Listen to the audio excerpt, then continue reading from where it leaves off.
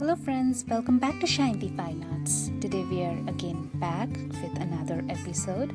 In today's episode, you're going to watch the time lapse of painting a couple of birds, one owl and another sparrow with ink and watercolor. So I'm going to draw as well as paint. And while I am painting and while you're watching this time lapse, I'm also going to share information regarding how to the materials that I've used and certain things about the technique and certain parts of why I do like to use this kind of method and all that information regarding the painting. Apart from that, I'm also going to share why I like to paint birds. So let me start with that. First of all, I paint birds because I like birds, and the most important reason why I like birds is because I think this is a species which has a huge variety. Say, for example, if you think about the species monkey, yes, there are chimpanzees, there are gorillas, there are orangutans, and there are, regular monkeys and all that sort of variety. However, they're more or less all very close to each other. In case of birds, just imagine how different an owl is from a hummingbird, or an eagle is from a pelican, or say a flamingo is from a peacock. So there is huge variety. So that's one thing I like. And then again, in terms of variety, I think some birds are very colorful. That makes them interesting. Some birds again are very unique about their feather pattern, how big or small they are. So that ways also their variety is a lot different, and their habits and habitats. Some of them are stay awake at night, some of them are seen at daytime. So they're all very different. That's one thing that attracts to me about birds, and that's why, because of this variety, I love to paint birds or draw birds. Another thing that I really like about birds is the different spiritual, or rather this aesthetic aspect that I associate with birds. To me, birds are the symbol of freedom. Freedom in the sense, say for example, look at us human beings. If we have to travel across continents, we are bound, we need vehicles. So does all other animals. If they cannot swim, or even if they can, there is weather boundaries. If nothing else, humans themselves have created lots of territorial boundaries and all that. So there is a lot of things that we are bound as, and most others as animal species are also bound to.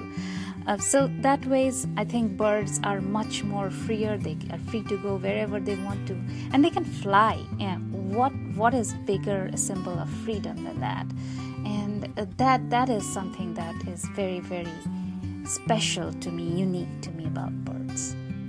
So I've shared with you why I like to paint birds, draw birds, and I thought I find this fascinating, so I really wanted to share it with you. Now about this certain technique. What I have done here is I have first drawn out the bird in watercolor pencil, and then went over and used a pen, and in this case I've used uniball pen. You can use micron pens as well, and you can use like a crockbill pen with ink. So whatever you want to use, and draw out the bird with that and create more shading and drawing with that ink first, and then I have come back with watercolor and colored parts of the bird and the surroundings, and finished the drawing as a painting. So one thing I would like to share about this is that if you're using Uniball pen, it might not be archival as much as a Crockwell pen with ink or a Micron pen would be.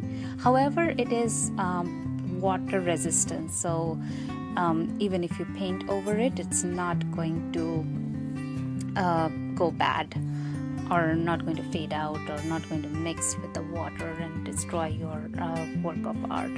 So to start off, that's a good point to start if you do not want to invest a lot in buying Micron paints, although I don't think Micron paints are very expensive. As for watercolors, I've used a Winsor & Newton's watercolor, which I generally use. I have a 12 tube set, very basic set, and that has worked very well for me. So there is not really much about the tips and techniques that I would share today.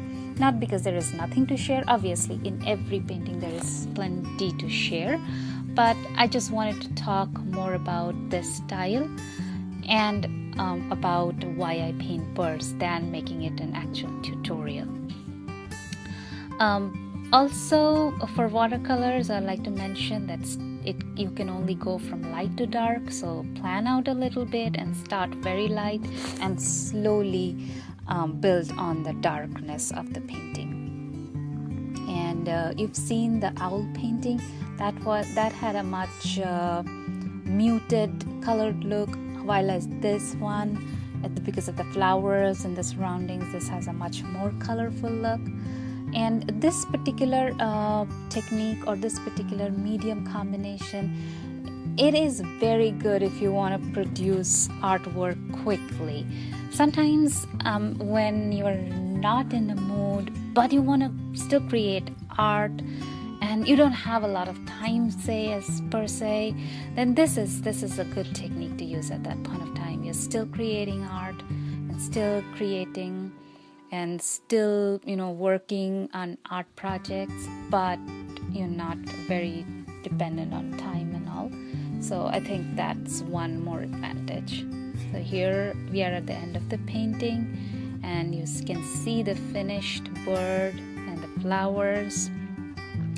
In this particular painting, after I have finished the bird and the flowers painting with watercolor, I went back to the pens and redefined the flowers a little bit. I thought that would make it pop. And that's it.